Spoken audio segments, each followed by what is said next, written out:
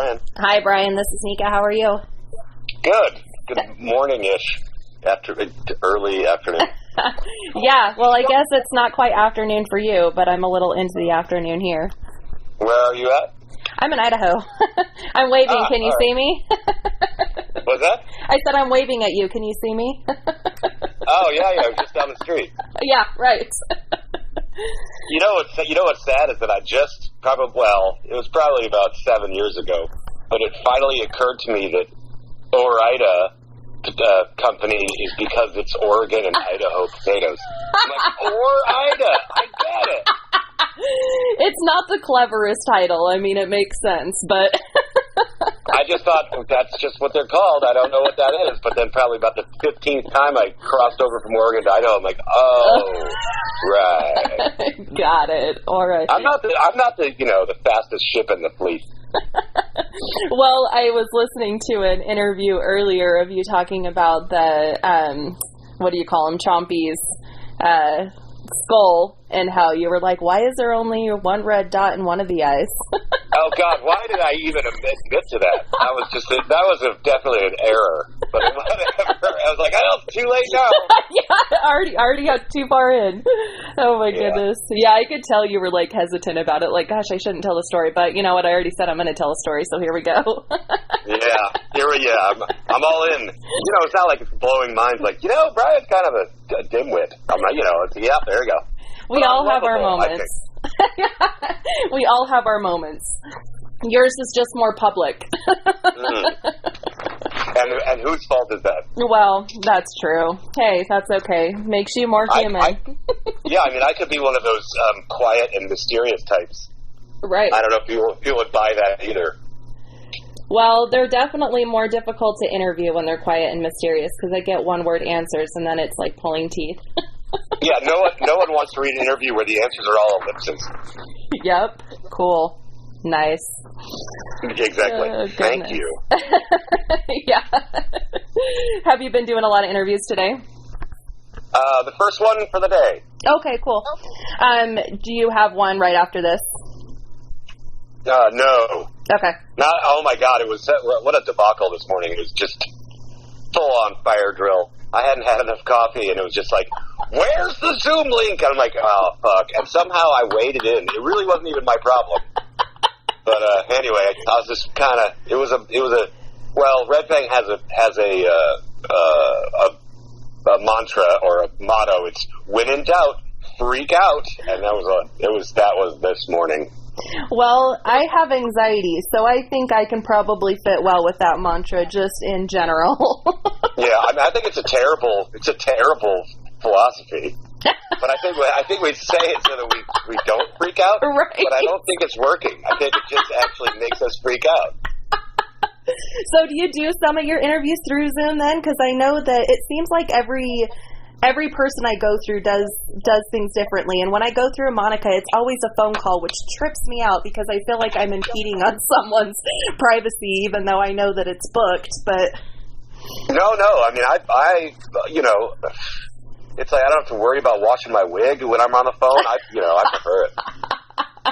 Well, that's good. Yeah, I had interviewed Dwayne Dennison a couple months ago, and I was just like, I'm so sorry. And he's like, why are you sorry? This is scheduled. And I'm like, I just feel weird calling a number. Yeah, well, I mean, it's not like, you could sell my phone number or anything. It's not a thing. Right. Well, and I like doing this, so that's not something I'm about ready to do. Plus, yeah. As I admitted, I am anxious.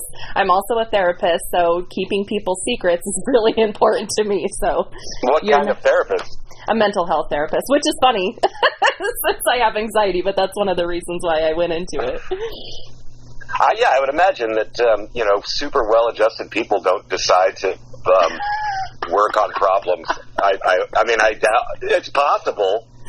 Yeah. But I would wonder, how many bodies those people have in their basement. Right. Well, it's not a money-making field, so it's got to be either trying to set the high score on dead bodies or having mental health things themselves. Yeah. Well, I applaud you for doing something for other people. Oh, thank you. Well, I mean, music is the same way. It's a form of therapy, and so I can definitely say the same to you. Oh, thank you. I definitely tell myself that story when I'm feeling down. Like, no, you're making people happy. Well, Okay, I'll tell you sure. what, not only that, but I'm sure you hear this all the time, but your guys' videos, which is so funny because they're so polar opposite of the lyrical content, but your videos are always a nice breath of fresh air, a relief, a comedic, break. They're amazing. Yeah, I think that's what they're there for us too. I mean, if we had to really, dwell on this shit we're screaming about, I would need to talk to you for your other business, for sure. So, yeah, I love doing those videos. They're Whitey comes up with great ideas, and then we're like, all right, let's be goofballs for a couple of days. I don't know how you guys do it with straight face. I would be laughing the entire time.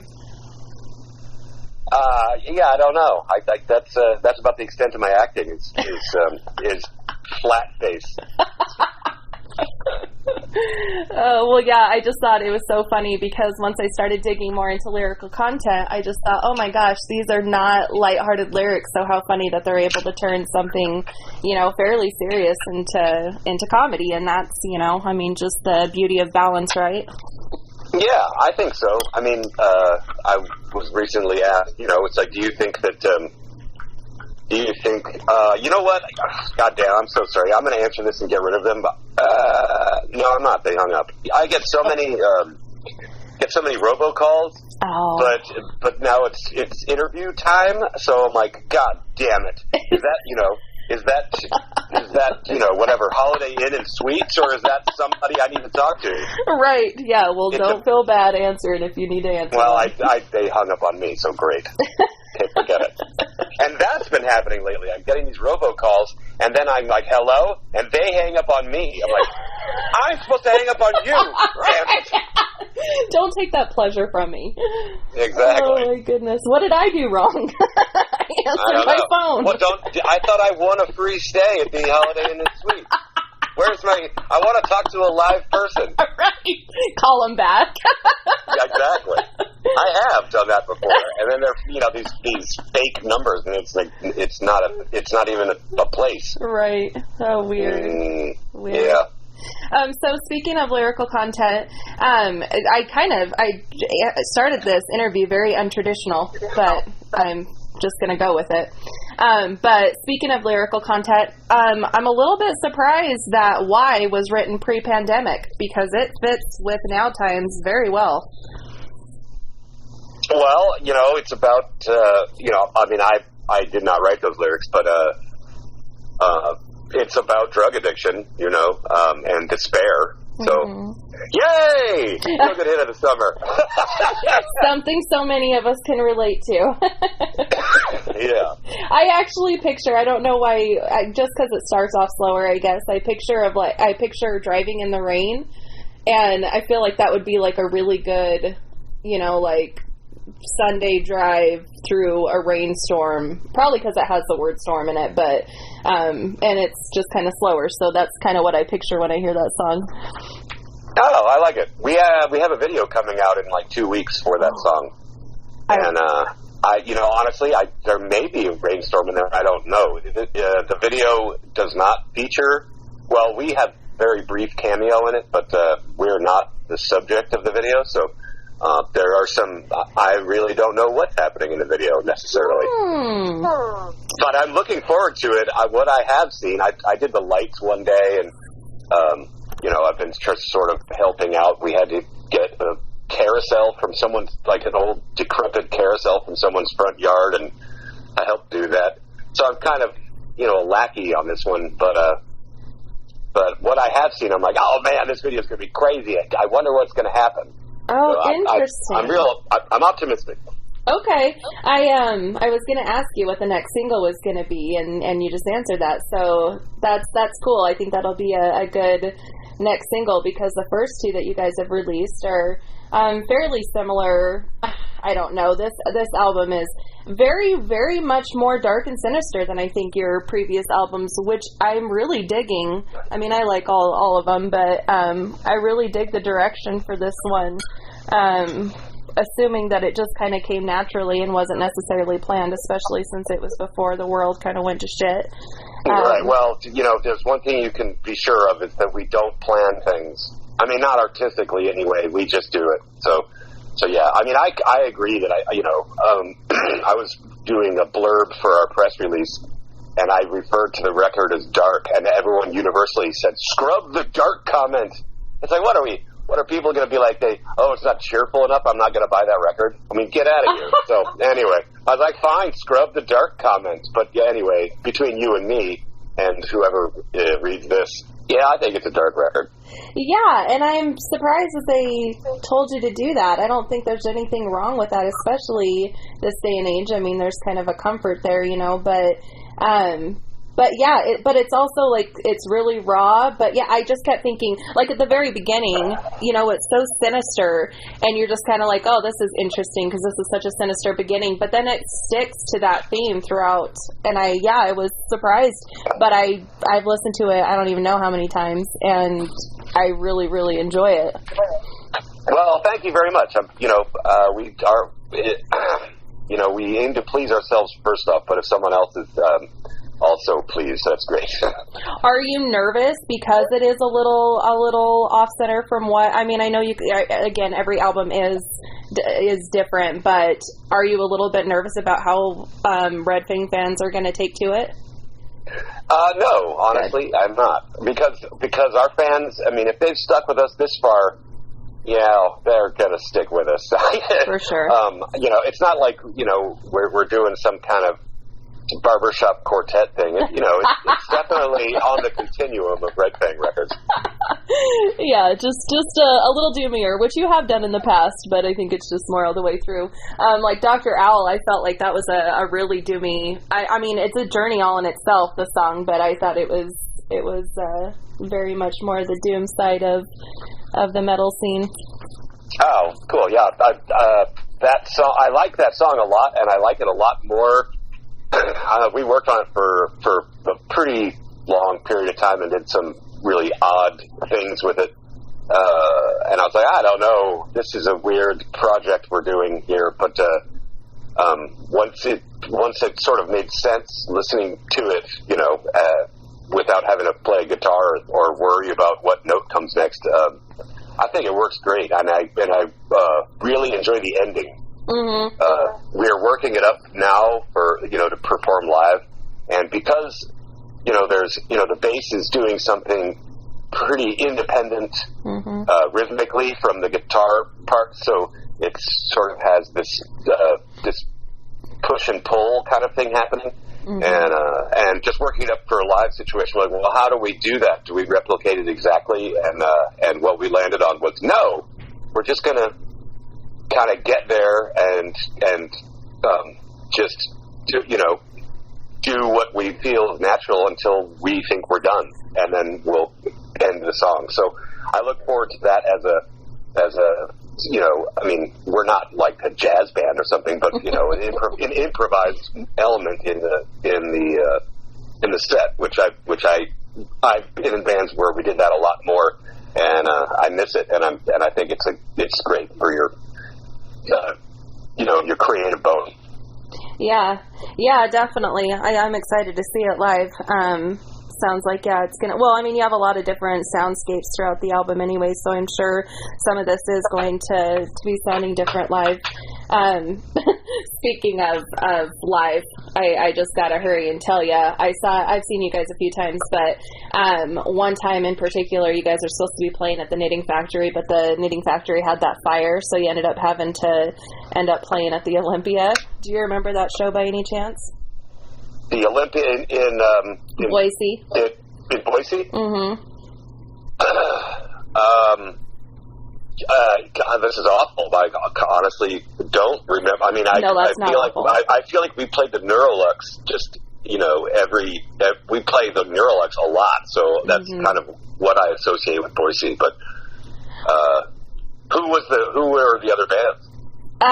Telekinetic Yeti. And then I think Ghostbox, our local band, opened for you guys. I did a concert review for it, and I'm glad that you don't remember, because I was so angry that night at the crowd. I've never, like, any concert reviews I've done is never had any, like, negative experiences in it, but that one, I was so mad at the crowd, and I felt so bad for you guys because they were absolutely terrible. That venue was awful. There was nobody manning the door, so just people from the downstairs bar just kind of, I think, migrated up, and you could tell that they were just kind of, for lack of a better way of explaining it, really drunk bros that were just like, oh, music, cool. And I had a Sword hoodie on, and one of the drunk dudes next to me was like, oh, who's that? And I was like, okay, you guys don't know the genre very well.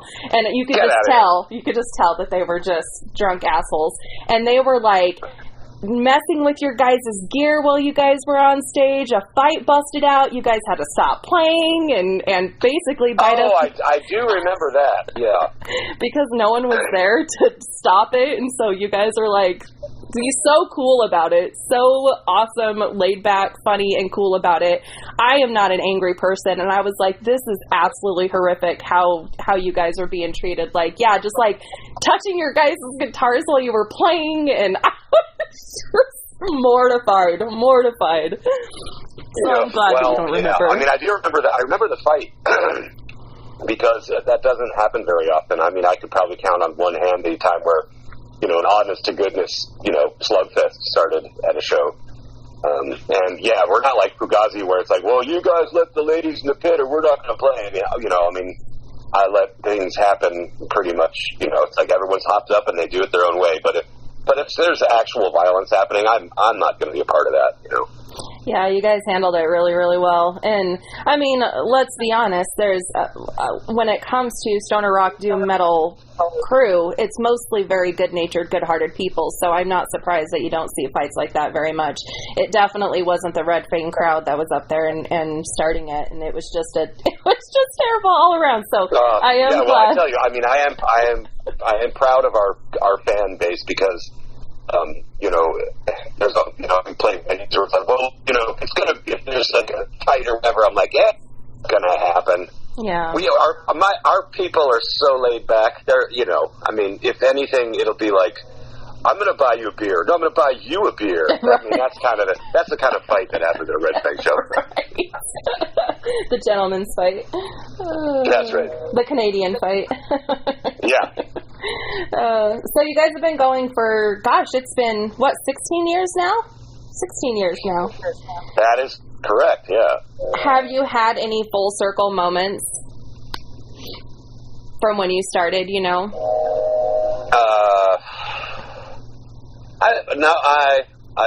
No, I don't think so. Cool. I feel like we're still going. I don't know. No, I guess that's my answer. Yeah, well then it's coming, I'm sure. Unless you have an example or something, then maybe I can relate to it, but I can't. I mean, I can't think of anything off the top of my head. Yeah, no, that's fine. I had talked to Troy from Mastodon a while back, and he was saying how now working with the Killer Be Killed guys, you know, Max Cavalera was like a big full circle moment for him. So I was like, that's an interesting thing to ask. See if there's anybody else has had an experience like that of where it's like, okay, I started here and then I came back to here, but I'm sure it's probably still down the line. Yeah, probably. You know, as long as they keep letting me do it. Yeah, well, I don't think you're gonna have your fan base going anywhere anytime soon. You guys sold out of stuff real quick.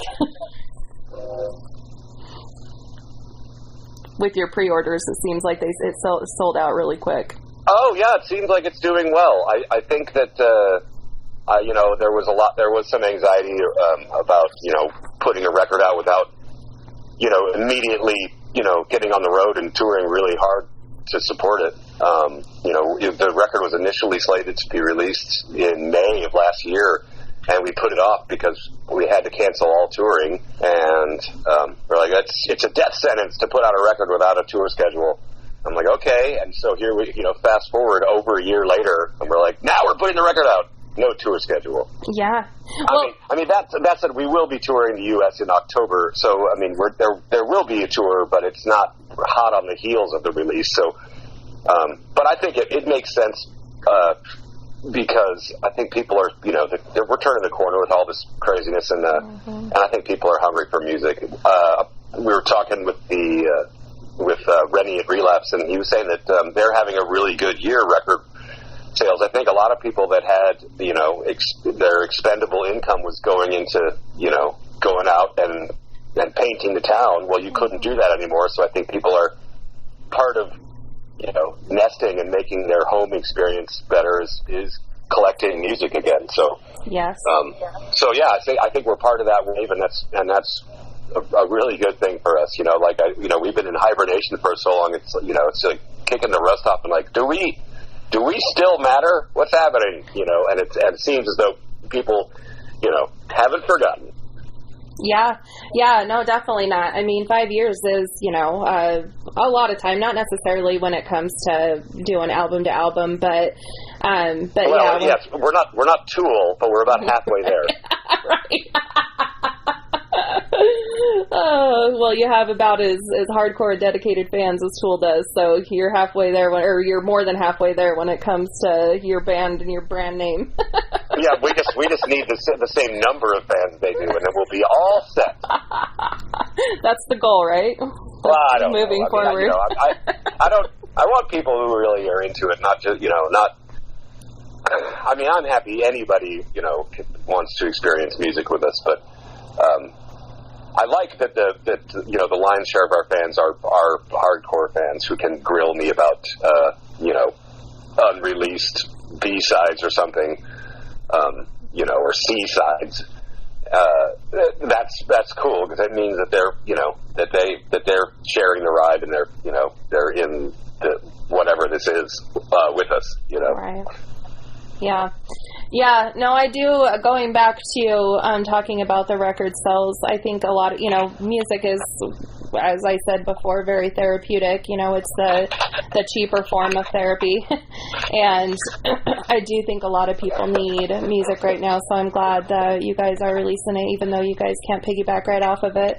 But I think it's really important, and being able to, vinyl, especially being able to experience a whole album from front to back, which we don't take the time to do as much in this digital world, I think is really helping kind of maybe center people a little bit more, because it's taking that whole experience versus being like, ADD and going from song to song to song to song and the next thing and the next thing and the next thing, which is what probably got us in this mess in the first place. We need to slow down, and I do think that vinyl's coming back and music being out when everything else is at a standstill, it's hopefully helping us all just slow down.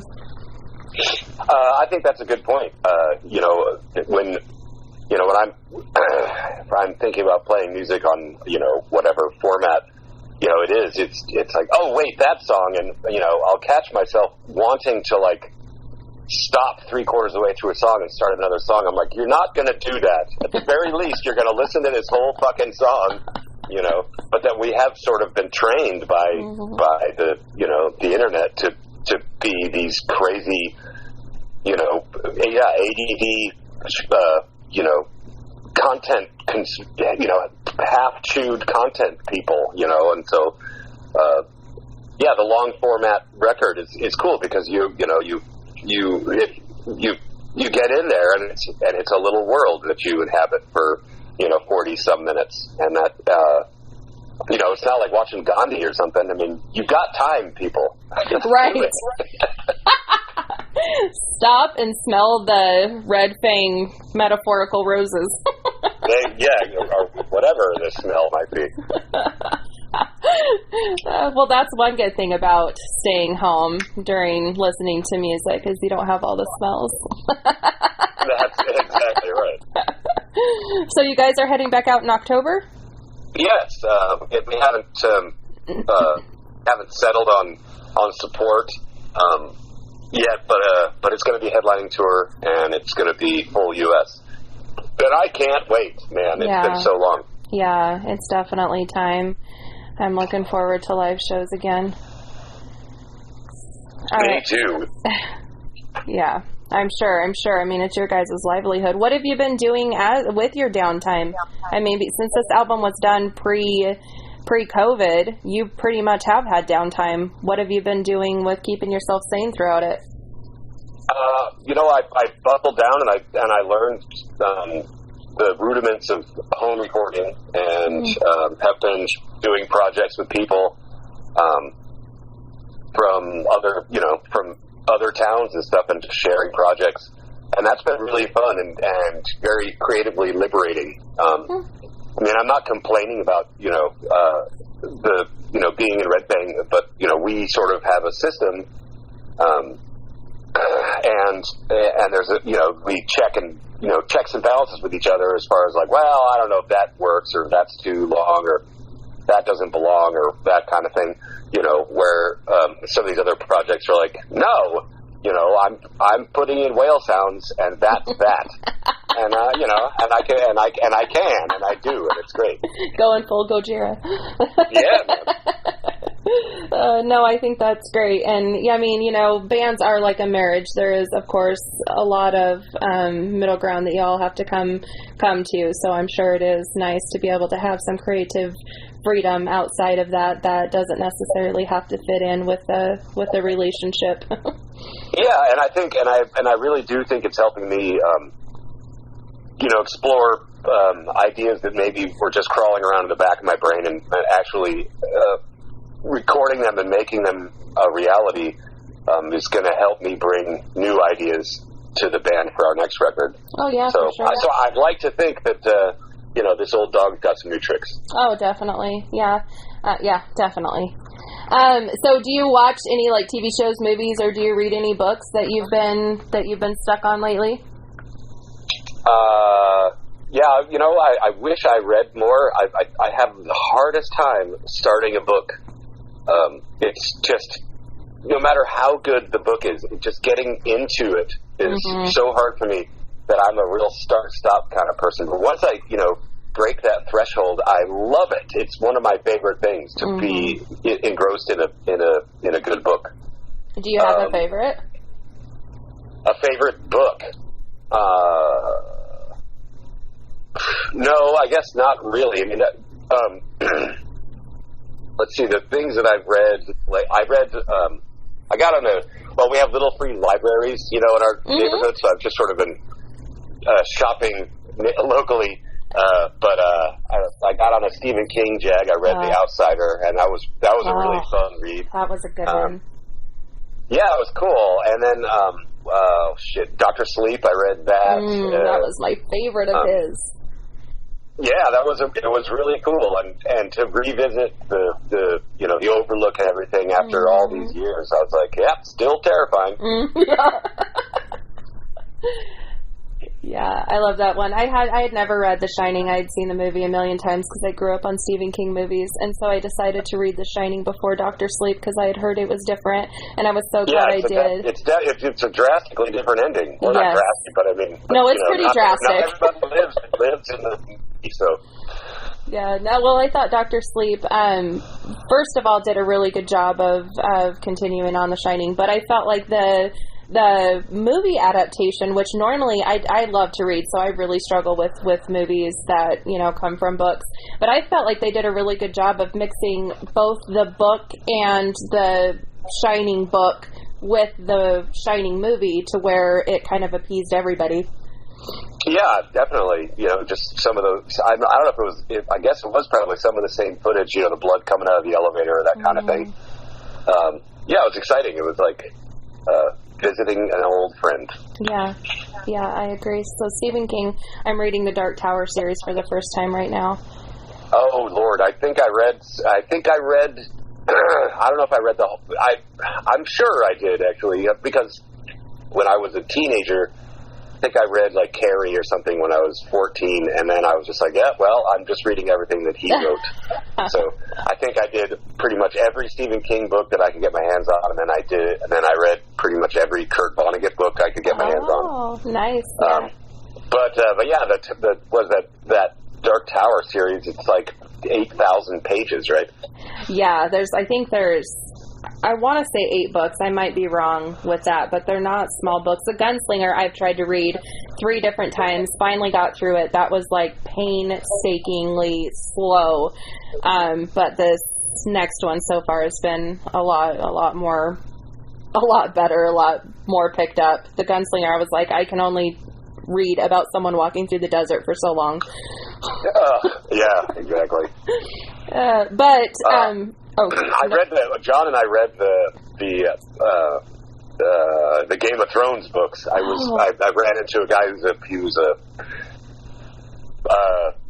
front of house for a band that we toured with, and I ran into him in Madison. And we started talking sci-fi, and he sci-fi fantasy. I'm like, so what should I read? And he's like, Game of Thrones. I'm like, what is that? He's like, well, it's going to be an HBO show, and it's really gory. And I was like, all right, I'll try it. And so I got into that, and whatever, 5,000 pages later, that was a fantastic read. I didn't mind that it was long at all. That was touring days, so I had time. Right. Oh my gosh. I couldn't. The first part of that book, I'm like, I can't keep track of this family or these families. I can't keep track of these people and their crazy names. So I gave up, and I love to read. Yeah, and that the problem. Problem, I guess, is that sometimes you can just glean over something. Oh, they're talking about food. I can skip this page. Mm-hmm. But he sneaks pivotal information in there. Like he's talking about somebody's outfit for 3 pages. But one thing he says is there's a lion on the back of the jacket. But he just sort of it's sort of sort of an aside. But if you're really nerding out on it, it's like, oh my god, they're aligned with the Lannisters or something like that, so you can't skip any of the pages. You're like, you bastard. There's a million of them. Oh, that's interesting. Maybe I'll try to revisit it. I've only watched the first season. Yeah, and there's some threads that never made it into the show at all. Oh, I'm sure, yeah. I'll tell you one spoiler, but I don't even think that it really wrapped up. But the main family, the Starks, the matriarch, she's killed at the Red Wedding, right? I've only seen the first season. What's that? I've only seen the first season, so I don't know much. No! It's okay. No, you're totally fine. It's okay. Keep going, but I just don't know much about it. In the book, she's killed, and but in the show, she never returns. But in the book, she comes back as a zombie. Oh, weird. And she's fucking bloodthirsty. She's like really sadistic zombie. I mean, she's not a zombie. She's like smart, undead person. Weird. Anyway, I was like, oh my god, that's so great. So in the show, I kept waiting to see her, her corpse show up on a riverbank, and it never did. Oh, that's a bummer. Oh, I would not have expected that in that series. With the little bit that I know, I would not have expected any that's like D&D stuff. Oh yeah, well that's kind of a D&D story. Oh. I mean, dragons and shit. Well, that's true. That's true. Do you guys play D&D? And the White Walkers are whatever, their minions are the undead. Huh. Yeah, I need to revisit it, definitely. And I would rather read it than watch it anyway, so I know I have the first book. And I think and like you say, when you're watching a movie versus reading a book, if you watch the movie or the show first, then it sort of infects the part of your brain that envisions the characters in your own way. Right. You're like, well, now I'm seeing this actor's face instead of what face I would make up from the amalgam of faces I know. Yeah. So I do, especially like that series. I think I may have read it more voraciously, knowing that it would soon be spoiled by a TV show. Not spoiled, but yeah, there was no way I wasn't going to watch it. And I just needed to have it finished before the show started, so that I could have that experience without any kind of influence. Yeah, no, I 100% get what you're saying. Yeah, be able to have your own visualizations before it was, warped by what, whatever. I don't even know what you'd call them. A director. Decided casting director or whatever. Yeah. Yeah. Like whatever those TV people are called. I don't know. I don't know much about the whole TV and movie people experience, but if you want to sound like you know what you're talking about, just put two letters together and say what they're doing. Give me an example of that. Like the RGs is working on post. That sounds really good, but I don't think there's an RG. Could you elaborate on that? Well, you know, like you have PAs and you have EPs and you have APs. There's a lot of people in advertising and TV and film. They don't like saying the full word for anything. So an executive producer, no one would ever waste their time saying executive producer. They say EP. But there's so many of them, and my wife is a producer, so she is very deep in that world. So and she'll throw those at me, and I'm getting pretty good at kind of not having to ask. I'll just be like, just wait for context. Like, I know what she's saying. But it is. It's like it's crazy. It's like everything is abbreviated. Oh, that's funny. They don't got time. Time is money, people. Right, exactly. We ain't got time to say the whole word. Yeah. Oh, that's funny. Do you guys play D&D? I used to. I loved it when I was a kid, but I have not as an adult. I had a moment where we stayed at a house that was about to, like a punk house where they were all getting evicted. So they'd been throwing these crazy parties. There was we were sleeping on the floor, and there was broken glass and trash everywhere. So it was just kind of like kicking broken bottles out of a space big enough for my sleeping bag. But there was a stack of Dungeons and Dragons manuals, and I was like, "Oh my God, D&D! I haven't thought about that forever." And they're like, "You want them?" And so we toured with a bunch of D&D manuals, and I was like, "All right, we're doing it." I started a campaign, and we developed our characters and everything, but then never did do it. But it is super fun, and that's a great creative exercise. But Red Fang is working on a Dungeons and Dragons module that will feature you can play as one of us in the D&D world. At least I've been championing it for about a year now. It's very slow going, and we're looking for a home for it. But I think it's turning out great. It's a really fun thing. So. And I think it's about ready to be beta tested, so I may actually be playing D&D soon. Oh, that would be awesome. Know. I'm almost 50. Time to get the 20-sided dice out. I'm almost 40, and we've been playing once to twice a week for the past year, a little over a year now.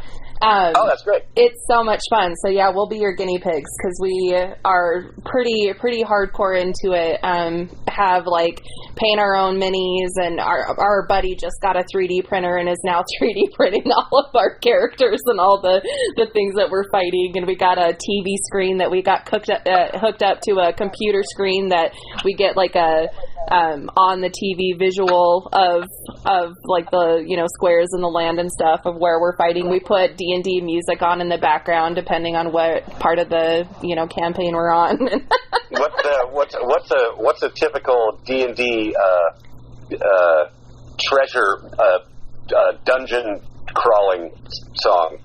Well, we actually just put on battle music, or we were just on a boat fighting this dragon turtle, so we had pirate sea music, and it's more just the ambient type music, not necessarily songs.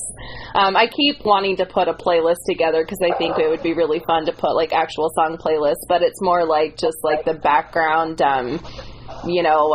mood setting. Mood setting, yes, there you go. Yeah, when we're just kind of traveling, it's more of Lord of the Rings, Shire music.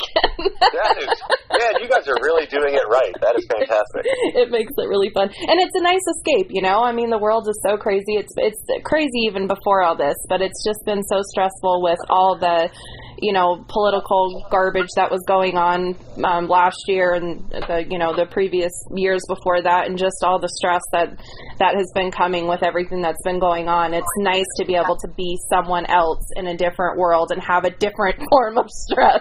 I'd much rather be fighting dragons right now than be fighting with my fellow person over the rights and wrongs of social. I'm a therapist. I'm really big in social justice. I know what you mean. Yes, I know exactly what you mean. And it's an excellent escape. Yes. Yeah. Yeah. I mean, back when I was a kid playing, I mean, we'd play for hours, and my parents would be like, "Go outside." Go outside. We'll go outside and play then. We're almost done with this. Go outside. So, do you know what you as a character is going to be? Are you guys going to fit the human barbarian, high elf? Are you guys going to do that for each individual person? Well, we have done that. I don't want to give away too much. Okay. Well, no, it's probably not a problem because the way this thing is moving, who knows when this will come out. But the latest wrinkle is I think that we're going to be hockey players initially, and then we get sucked into an alternate reality where we're in the D&D realm with orcs and that kind of thing, and my character is the product of a undead spirit impregnating a washerwoman who has been burned at the stake, and then I'm kind of out for revenge, and I use her spine retrieved from her ashes, and I wreak revenge on the world. As a weapon? Yeah, well, yeah. Oh, that's awesome. Like a Ghost Rider whip. Yeah, with your mom's spine. I mean, they let me do whatever. So that's what I did. That's amazing. Is it a magical weapon or is it just like a? It is a magical weapon. Oh, yeah, awesome. It immolates people. Oh my gosh, that's amazing. Oh, I'm definitely looking forward to that. Move faster. All right, well, hopefully it comes out, man. I'm real excited. We have an artist attached to it who's been sending some work, and that's looking really cool and unique. So, I don't want to put all my eggs in one basket or anything, but I'm real excited about that project. Oh, it sounds really cool. If you have an itch before it comes out, then let me know. We'll video you in, and you can jump in on our campaign. Okay, well, I mean, it's been so long. I'm like, I don't know. I don't know. I'll pick the lock. There's no lock. I'll pick the lock. I'm a thief. There's a lock around here somewhere. Let me pick it. That's right. Cool. So I'm putting together an article about self-care with musicians and self-care, just kind of more of a generalized for anybody, not just for musicians, but because I do a lot of interviews, I wanted to put together an article for that. So what is your self-care? Do you have any tips and tricks that you would want to add to that? As far as not going crazy? Yep. Basically. I think that an important part of having, is to try to create balance. Not just when you can, just leave whatever is on your plate. You got to allow yourself to just to go elsewhere, like you're saying, D&D or reading a book or something. You need to allow yourself to just be a passive participant on Earth every once in a while. You can't control everything, and in your work life or there's a lot of pressure to make important decisions all the time, and we will make those decisions, or they'll be made for us. But if you take that to bed with you, and you're fucking up your sleep schedule, and you would never allow yourself to be, just to have the simple joy of being a bump on a log, then I think that's an important thing. 6 tips for highly successful people. Well, one of those is don't be successful all the time, or just succeed in chilling out. Mm-hmm. And it's hard to do. You get busy, and that's the first thing that you cut is your whatever your childish just sense of it's of fun. Mm-hmm. You gotta keep that in your life. Yeah.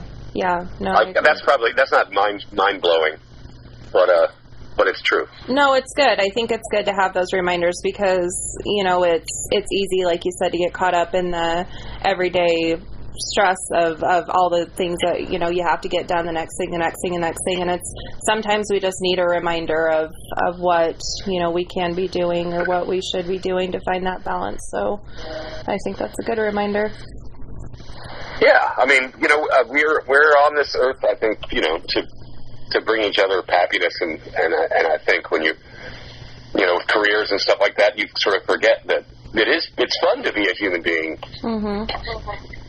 Right. Yeah. Yeah. I like that. And I think it goes back to, slowing down and enjoying the things that we take for granted, or the things that we think that we don't have time for, going back and slowing down, and not putting so much importance on things that are stressing us out day in and day out, and putting more importance on. Yeah. Yeah. And people, I find myself getting so tuned up about something, and, I do have to sometimes take a breath mentally and say, all right, why are you so tuned up about this?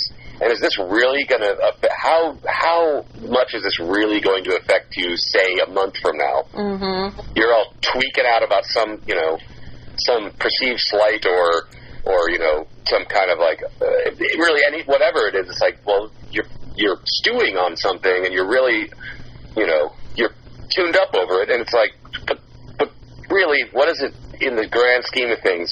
Where are we putting this? And if you can just kind of look at it like, all right, this is not that big a deal, make a decision on how you want to go forward and deal with it, and then just let it go. It's, I've spent days, I'll walk my dog, and it's just going over and over about, dealing with,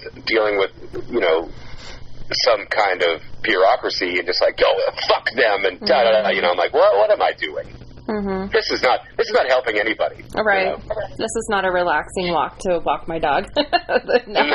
I'm not going to solve these world problems with this walk. I'm gonna do what my dog does and smell other dogs' pee and just be happy with it. Right. Stop and take a crap if you need to. Yeah. Stop and smell the poop.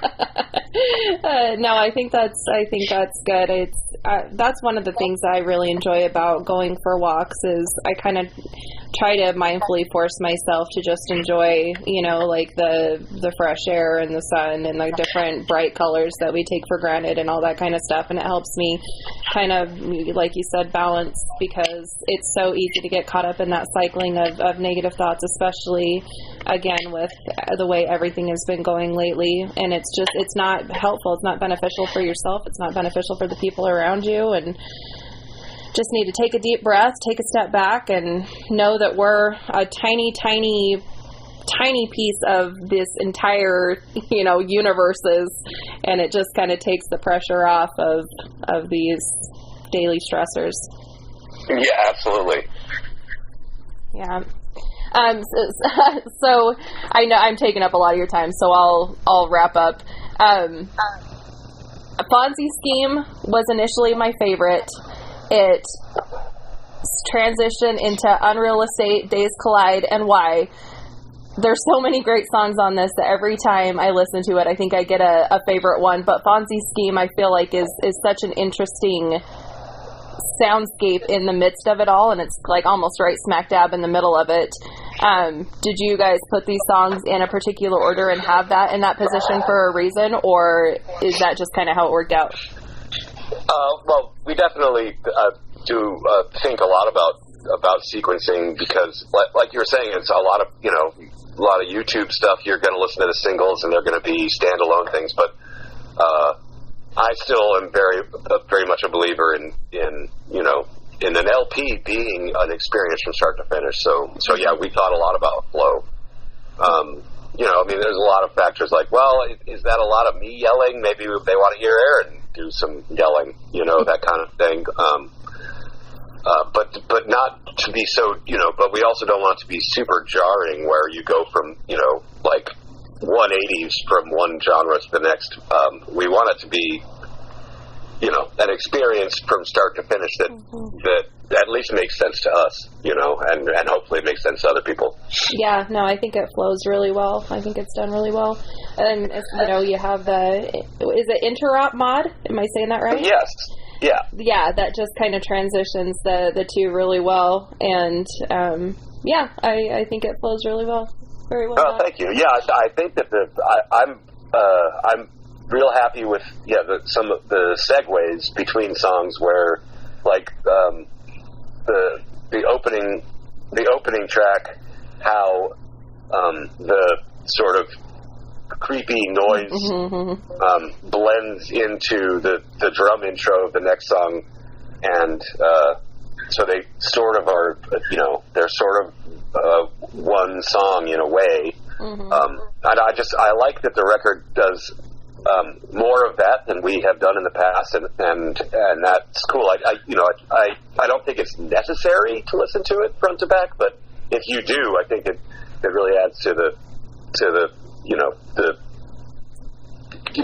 like creating a real world where you are carried through it, Yeah, Take It Back definitely starts you off knowing that this is going to be a sinister, more sinister type of album. And then Unreal Estate, I almost sounds like with that, what is it, like a phonogram type of a sound? Like it's almost like a funeral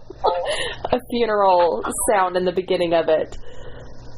I think that probably has a lot of guitar feedback, that kind of just kitchen sink junk that was probably sitting around the studio that clips were like, throw those in there. But the drum intro there was the drums were recorded in a 12-foot deep pool, and I thought they sounded just fantastic. Yeah. Just such a huge sound. I wish we had done more of that. Well, there's the next albums. Yeah, I think that's really cool that you guys did that. I had read that's something that you guys had done at this album. And then what was it? What you did with the amps, the amp emulator.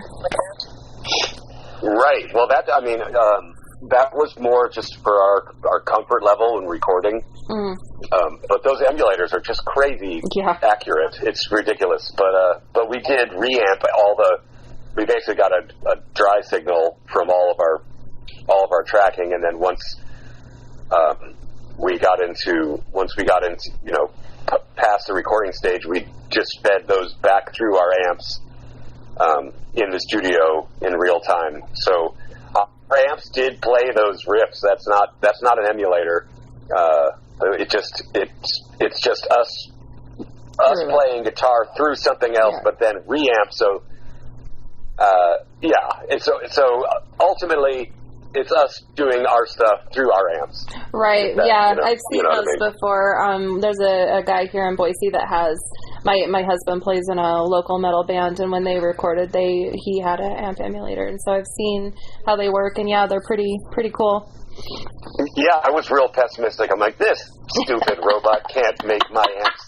Yeah, it's crazy. And I was like, okay, and I did ABs with my back turned, and I was like, all right, go ahead and switch it. And it's like, we've switched it 4 times. I'm like, oh, well, we're good then.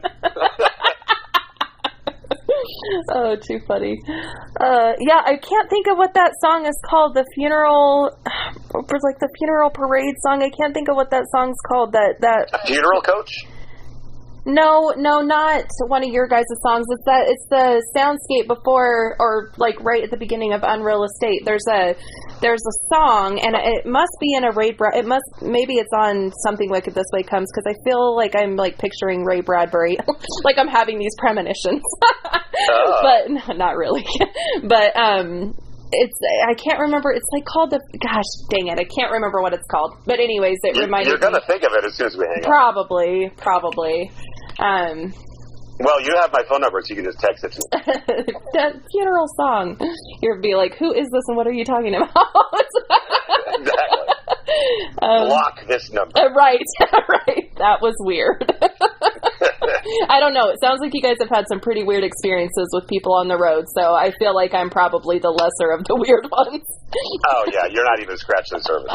My cat poops in its litter box, and it gets cleaned regularly, so... Excellent. Oh. not on the couches. And we have our doggies that go outside, so our house maintains clean. Oh, good. I don't know if you remember even talking about that with the staying at that place where the cat pooped. Oh, I'll never forget it. Okay, so last question.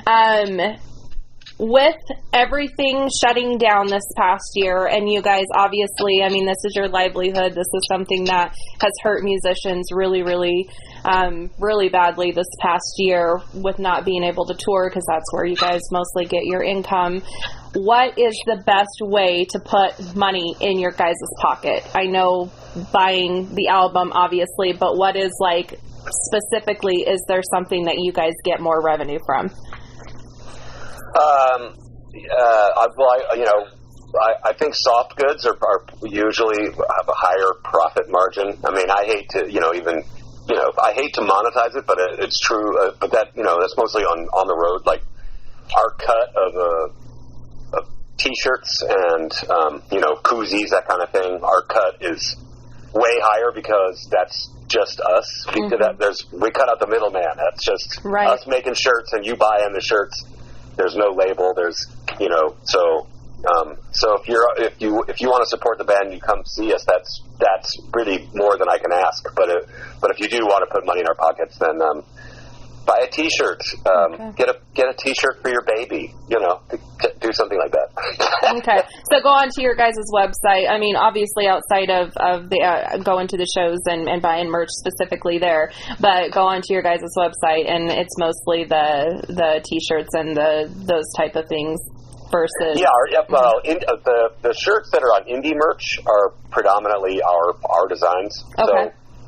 So, and do try to only go to indie merch and Relapse Records, because occasionally I will do a sweep of the internet to see what fake Red Fang stuff is out there, and there's quite a bit. Oh, I bet. If you think a Red Fang throw pillow is a great idea, sure, but we're not making a dime. I mean, seriously, there are Red Fang pillowcases out there, and so I put together an email about maybe twice a year where I'm like, oh, here's this stuff. Can we get cease and desist going? If the idea or the design is good, we'll just steal it from them. Right? Well, you guys are stealing our name. We're stealing your idea, and there's not a damn thing you can do about it. Right? Yeah.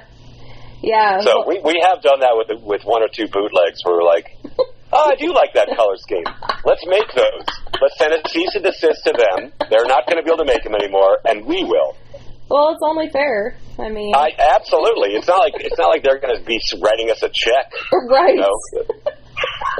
Yeah. They're going to move on and rob some other band. That's what they're going to do. Yeah, which is so unfortunate. Well, it is. It's weird. I mean, I remember we played a show. I think it was in Italy with Mastodon, and we didn't. The club didn't, somebody didn't get the permits to sell merch at the show. So the local merch seller was selling stuff for us, and they had to hide our merch until the end of the show, and then right at the end of the show, they pulled our merch out and they sold it. Because they didn't want, the fines were really high if they got caught selling our merch at the venue. However, right outside was like a flea market of just, whatever, knockoff shirts. So majority of them were Mastodon knockoffs, but they were really well produced, and they had all their permits. And so, in actuality, the bootleggers were doing it legally, and we were doing it illegally. It's like, this is fucked. That's crazy. It is, but that, it's intellectual property changes from country to country. In some countries, you get to, they don't care if it was your idea as long as they get their pound of flesh. That's crazy. I think the first time I saw you guys was with Mastodon. It wasn't in Italy, but yeah. I got to buy stuff from you guys without having to get you in trouble. But that's crazy. Wow. Yeah, I know. My mom has bought some knockoff stuff. I'm like, Mom, you don't buy that. She's like, I'm supporting your band. I'm like, well, you're not. That's so nice. I love that you care, but that you're not supporting us. just give me a 20. Exactly. Just put a crisp 5 in a card and send it on over. Oh goodness. Well, yeah. Well, thank you again. You guys, have help people with your music, and the least that we can do is turn around and support you guys when you guys are being hit so hard. So thank you for being honest with that. I know it's uncomfortable talking about, but I just want to make sure that you understand how much you guys have given to everybody else. So. Oh, well, thank you so much. I think that just in general, I'm going to be a part. I'm going to try to be a part of it too, and to try to support. Go out and see live bands and get in the thick of it again. That is something that I can do for the community that is not which is a pleasure. It's nice when doing something that you like is actually helping. Right. Keep things rolling, Yeah, right. Awesome. Well, thank you for letting me take, my goodness, so much of your time. You let me take it was lovely to talk to you. Yeah, same with you. And please keep me posted, or keep, however you keep people posted on the D&D thing. I definitely would like to know when that's getting closer to coming to light. All right. If, we'll see what kind of headway we make. I mean, if we need beta testers, maybe I will indeed reach out to you. Yeah, definitely. We are pretty hardcore, so we'd be a good group to test it out. And there's 5. Let's see, there's 5 of us now. 1, 2. All right, yeah, just tune up the loot and get ready to, I have my character's a bard. Nice. He's a bard tiefling, which is really funny because people are scared of him, but he's really charismatic, so he talks his way out of a lot of stuff. Oh, fantastic! Yeah, John's character is a tiefling, and David's character is a bard. Oh, how funny! Yeah, it's a fun. The backstory. Well, we all were. I got everybody kind of.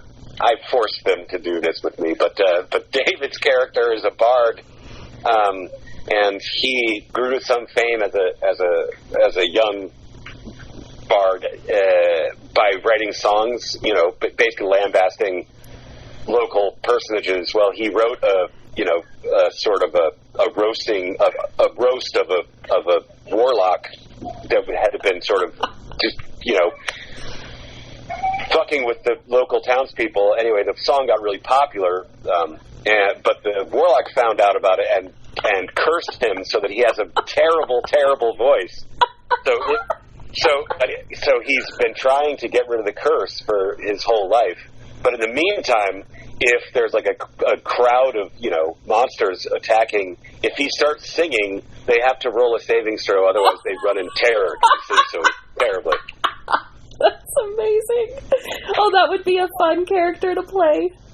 Yeah, I think we do the voices and everything too. Yeah, man. I mean, you've heard me sing. I think I could do a great job. Whatever. You wouldn't be one of the vocalists if you had terrible vocals. Well, I don't know. It might be just because no one else wants to do it. Well, it clearly works because people keep buying it. Yeah, man. Suckers. I already bought the whole Psycho Vegas with the cards and the dice cool. and everything. Did you get it? I haven't gotten it yet. Okay. Because it doesn't go out yet, does it? I'm real excited about it. I'm sure it won't go out probably until closer to when the actual album comes out. No, that makes sense. Yeah. Gosh darn it. I'm just real excited, and I love that Chris and Adam were cool with being the Jokers. That's funny. But if you look at it in a positive way, being the Joker, is the wild card if it ends up in the deck. So you are really the most powerful card in the deck. So. Well, when you're playing, they should feel good about it. When you're playing Slapjack, they're going to get smacked a whole bunch too. Yeah, there you go. People are into that. Oh yeah, well, I'm definitely looking forward to it. It's going to be a fun set to play with, and I have been blessed enough to already hear the album lots of times, but I'm excited to spin it too. Awesome, and hopefully our album can make it into some kind of D&D adventure down the road.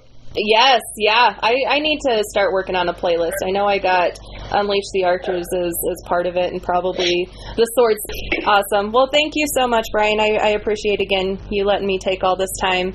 Absolutely. I hope that you have a wonderful and relaxing rest of your day. And, I look forward to talking to you in the future. Awesome. Maybe I'll see you in person down the road. Yes, definitely. I'll be there if you guys stop by here.